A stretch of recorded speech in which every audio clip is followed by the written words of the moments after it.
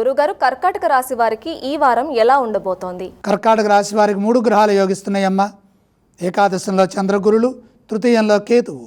అదృష్ట యోగం సూచితం. మనోబలంతో ముందుకు సాగండి. మీ ధర్మం మిమ్మల్ని సదా కాపాడుతుంది. దైవానుగ్రహంతో పనులు పూర్తవుతాయి. ఆపదలు దరిచేరవు. సునాయాసంగా విఘ్నాలను అధిగమించి కార్యసిద్ధిని సాధిస్తారు. ముఖ్య కార్యాల్లో శ్రద్ధ వహించండి. దేనికి వెనకడుగు వేయొద్దు. అధైర్యపడవద్దు. చెడు ఊహించవద్దు. అనుకున్న సమయానికే పనులు పూర్తయ్యేట్టుగా మనోబలంతో ప్రణాళికలు సిద్ధం చేయండి. దగ్గర వారి సూచనలు తీసుకోండి. మీ సంస్కారం మిమ్మల్ని ముందుకు నడిపిస్తుంది. ఆత్మవిశ్వాసంతో పనిచేయడం ద్వారా ఉద్యోగంలో ఆటంకాలు తొలగుతాయి.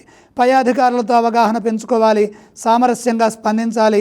ఇతరుల విషయాల్లో కలగజేసుకోవద్దు. మౌనంగా చిరునవ్వుతో ముందుకు సాగండి.